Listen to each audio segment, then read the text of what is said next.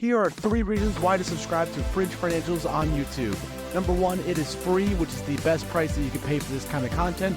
2, I am completely transparent with all of my investments. And number 3, I have a variety of educational videos every single week. Now let's get on with the video. Today's video is covering a dividend stock battle, going head to head, one stock versus the other one.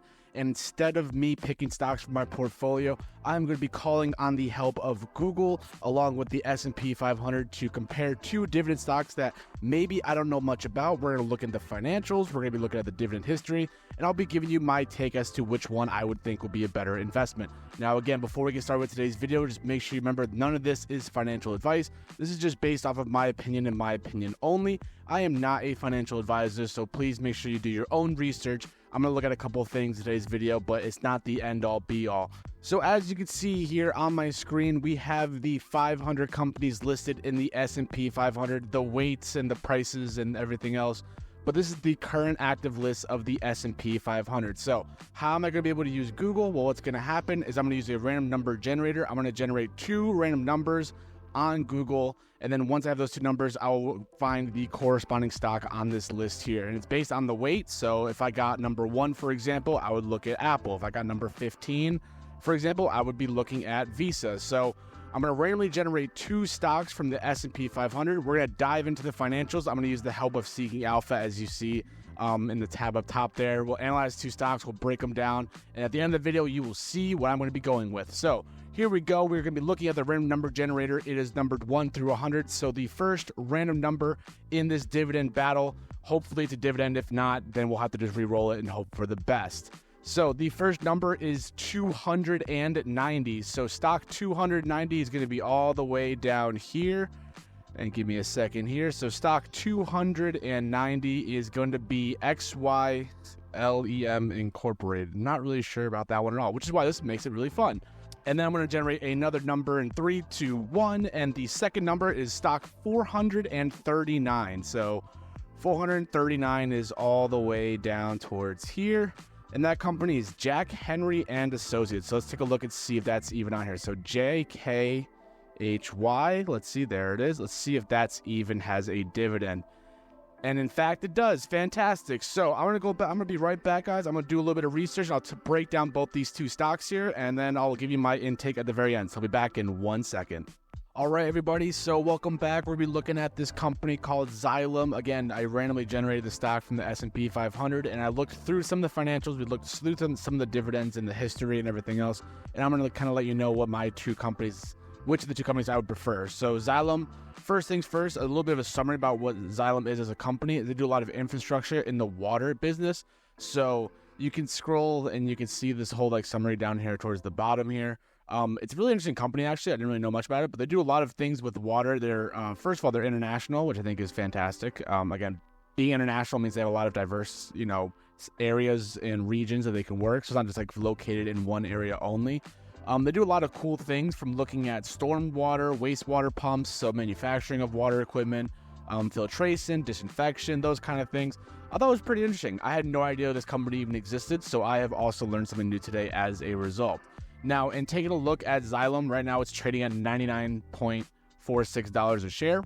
And when I'm looking at, the first thing I'm seeing is that the year to date, it's down 10%. Now, that could either be it's at a discount right now, or maybe something's going on with this company as a whole.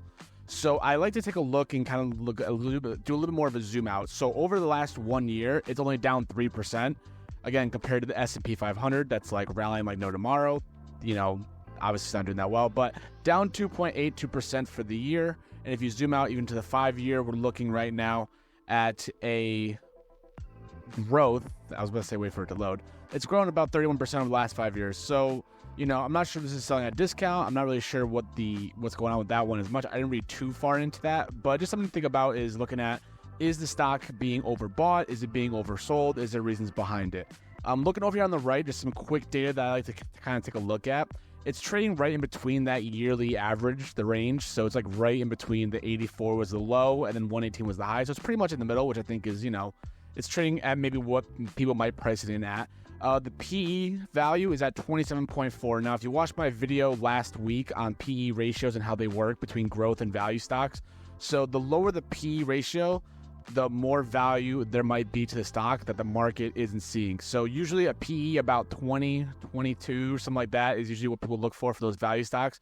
So it's a little bit high. It's at 27, but at least it's not like 70 or 80. Some companies are at like 70, 80, 100, 200. So that just means that, it's not being overvalued right now. So this could be a potential value stock to look into. Again, tells you what the dividend rate is, tells you what the yield is, and I'll look at that in just a second. So that's kind of what I've learned so far from looking at this company called Xylem. Going into the dividend history here and looking at the dividend overall summary here.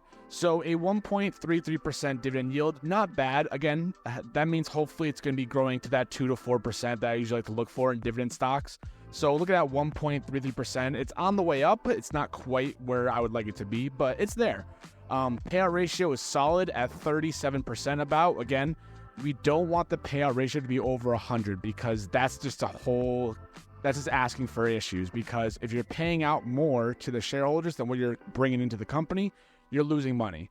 So the fact that the payout ratio is under 50, it's only 37%, means that they're taking a lot of their money that they have and then still investing it back into the company, which is what I like.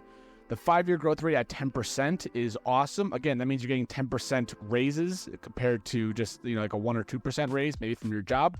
So they're growing the dividend 10% over a 5-year period.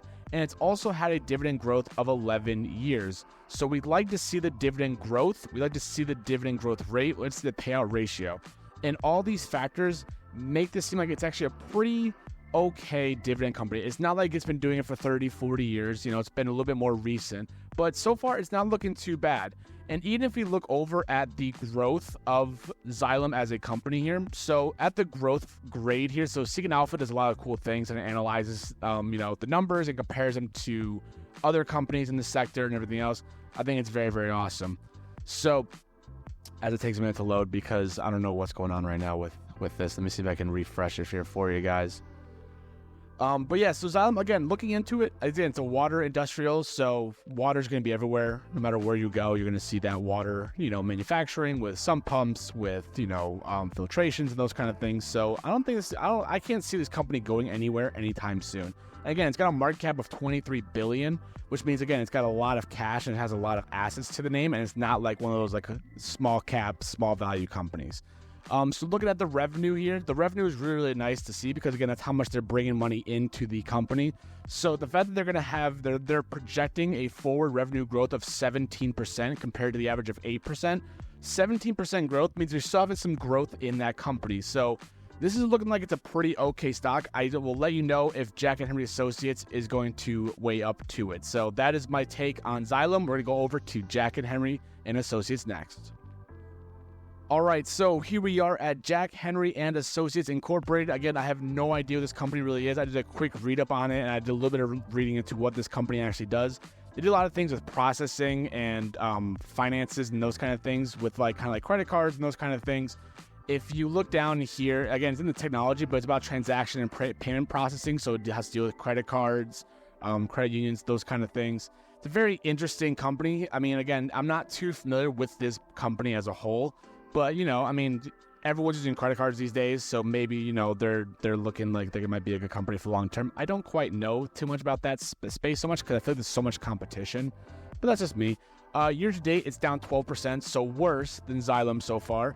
But what was really interesting compared to Xylem, if I'm looking at these two companies, because again, the overall goal is to compare these two. If you look at the 1-year return on this company, Jack Henry, it's actually down to 24% over that whole year period, whereas Xylem was only down about 3%. So very interesting to see that maybe this company was overvalued a couple years ago and people started to realize that it's not performing as well and it's starting to sell off.